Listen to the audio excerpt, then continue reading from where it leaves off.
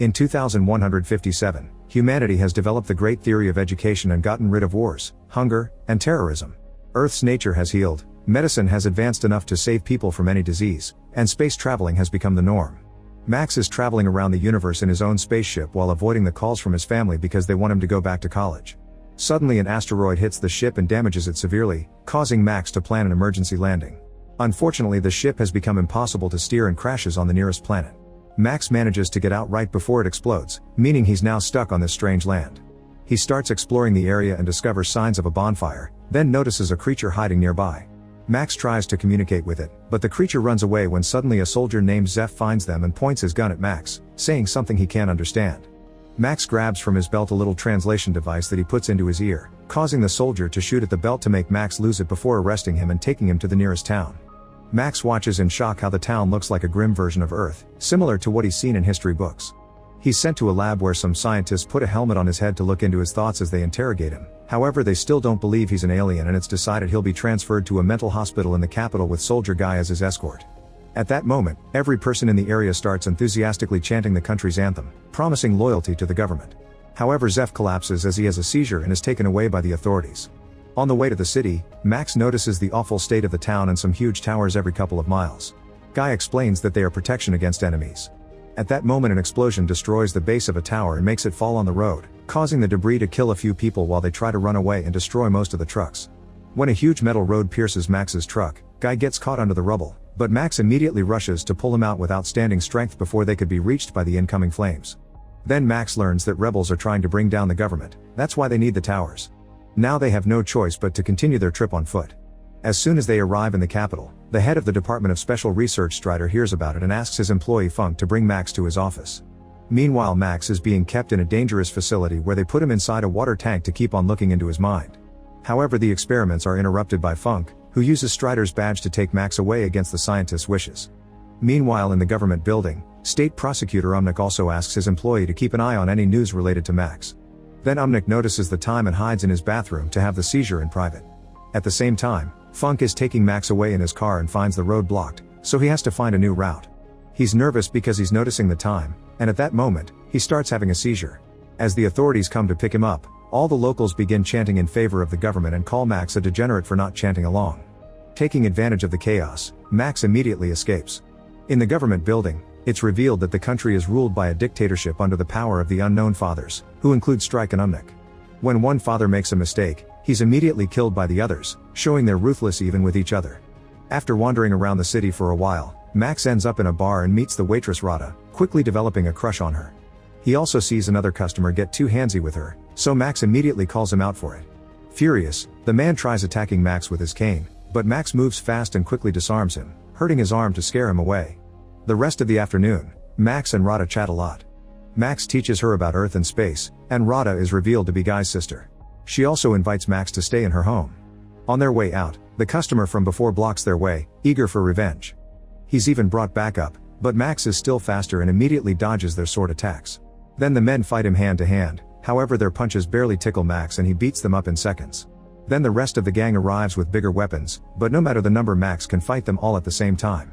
Suddenly a man catches his leg with some rope and then they grab his neck with a whip, yet Max just uses these weapons to drag the enemy around and finish knocking them out.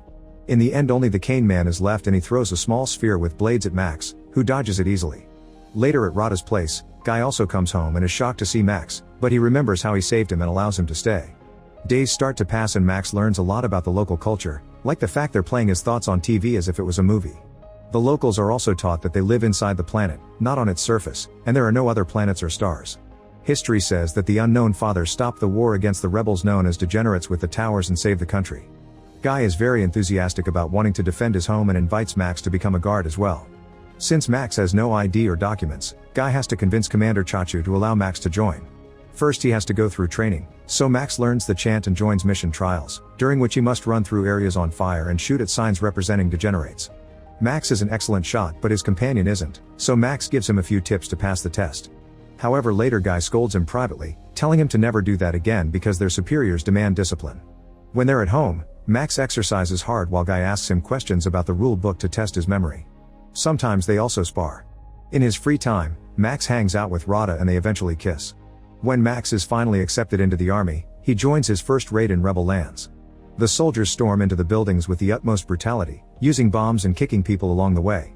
Max is shocked to discover that the so-called rebels are just terrified normal humans and immediately drops his gun. While the others arrest them, a rebel comes out of hiding and opens fire on them, but he's quickly knocked down and Chachu starts kicking him just for fun. Afterward, Max watches how dozens of normal humans are brutally arrested and pushed into trucks.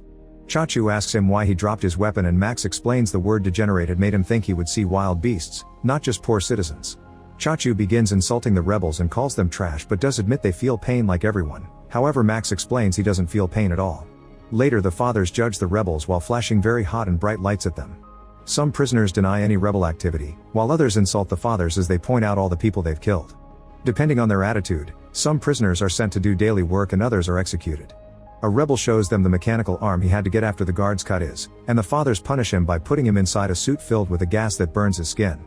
Max has to watch it all while hiding his disgust. Later he tries to tell Guy how wrong all this is, but Guy argues back and defends his government's ways. With Max being so public, Funk finally finds his location. Later in the evening, Guy and Max are called to Chachu's office, so by the time Funk gets to their place they're already gone. After what happened earlier, Chachu wants Max to prove his loyalty, so he takes him to the forest and asks him to shoot the two rebels with death sentences. Max takes the rebels away pretending he will shoot them, however he lets them go instead. Then he confronts Chachu, announcing he is quitting. Furious, Chachu opens fire on Max, ignoring Guy's pleas for mercy. Afterward Chachu drags Guy back to the capital, leaving Max's dead body in the forest. In the meantime, the fathers are discussing tactics to finally put an end to the rebels' attacks. However, Umnik points out this would be a great moment to put together all their guards into a huge army, implying he wants more war. The others like the idea of a full invasion, but they'll have to find a way to make the public accept the idea of war starting again, perhaps by planning a fake assassination attempt. In the evening, the rebels in the forest find Max and are shocked to see he's still alive because his body recovers very fast. Max explains Earth's health technology and points out his people don't know the meaning of fatal wound. He can only be stopped by a shot directly to the head. In return, the rebels explain that the fathers are dictators who took power by force and the towers aren't for defense, they actually send out waves to brainwash people. That's why they always go through a patriotic frenzy at the same time twice a day. Some people are immune to these waves and have seizures instead, but the government's propaganda has marked them as degenerates so they can hunt them down. At that moment the towers send their waves, so the rebels put a stick in their mouths to avoid choking while they have a seizure. In the city, Umnik does the same thing in private. Thanks to his earthling body, Max doesn't suffer pain at all, so he helps the rebels go through it. Afterward, Max and the rebels cut down a fence to cross into tower territory. As the rebels open fire on the soldiers and the alarm is raised, Max runs through the facility without fearing incoming bullets and knocks down any soldier who dares to get in his way with his bare hands. A few rebels are killed and others try to hide behind walls to continue to shoot the enemy to the very end. Max manages to get under the tower and installs a bunch of bombs before running out, tossing a rope through the hooks on each rebel's clothes to drag them out with him regardless if they're alive or not. Thanks to Max's strength, the group manages to escape to the forest right before the tower is brought down by the explosion. Unfortunately, another rebel dies from his injuries, leaving Max and one man as the only survivors. Sometime later, Max sneaks back into the city and reunites with Rada, unaware that a neighbor sees him and calls the authorities. When Guy comes home, an argument ensues, and Guy tries to kick Max out. At that moment the authorities arrive, so Max immediately runs out to keep the siblings out of danger and starts beating up the soldiers waiting outside. He's quick and efficient, but unfortunately Chachu takes Rada hostage and Max has no choice but to surrender. Afterward Max is thrown in jail with a bunch of prisoners, including Zeph and the guy with the metal arm. Meanwhile Strike visits Umnik, who makes him sit on a chair so narrow that makes guests uncomfortable on purpose as subtle torture. Since Umnik is in charge of the re-education program, Strike wants him to release Max so he can study him, and they discuss a deal. However, after Strike leaves, Umnik sees Max's profile and learns he doesn't have seizures. Wanting that power for himself, Umnik orders his employee to kidnap Max and make it look like he mysteriously disappeared, and also to send Strike a message saying Max unfortunately died in action. In the morning, the prisoners are sent to the forest to clean, meaning they must pick up every weapon left by the war. Max's group suddenly sees a bunch of defense robots and immediately drops to the ground as the robots open fire, shooting in circles with no signs of stopping. The prisoners wait for the right moment to fire back, and one by one they bring down the robots until they're all destroyed. Then the group continues to search the area, and Zeph teaches Max about the creature he saw when he arrived. He says they're dangerous mutated humans and should be killed on sight or they'll be killed first. After wandering for a while, Zeph suddenly falls into a hidden hole, so Max jumps in to help him. They discover a series of underground tunnels and start walking through them until they find an old abandoned facility. After noticing a beast sneaking around in the shadows, they turn on the power and find some old equipment. While they get distracted looking into some lenses that show them the desert, the beast uses the chance to run out, and Max tells Zeph not to shoot it. As the duo is horrified to notice human bones on the ground, the beast damages the equipment to cut the power before attacking.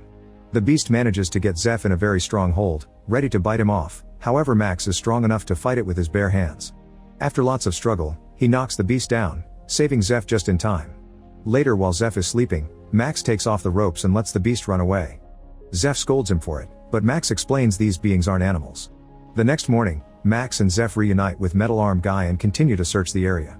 Among the trees they find a small red tank stuck in a bunch of vines, and when they try to come closer, they're attacked by a black tank that moves freely. The group runs to hide behind the trees and tries to open fire, but their shots don't do anything to the tanks.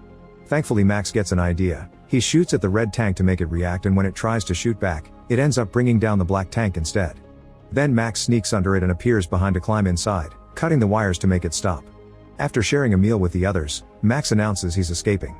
There are security measures at the borders to stop the prisoners from running away, but Max gets inside the tank and drives it to the south as hidden mines explode around him without causing any damage. When Umnik learns Max escaped, he throws a tantrum in his office.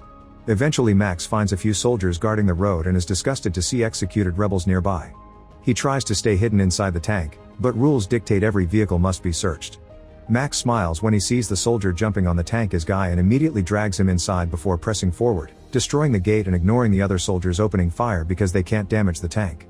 As they cross unknown lands, Guy is furious because they may be executed for this and tries to escape, but Max keeps him in the tank and promises him a much better life.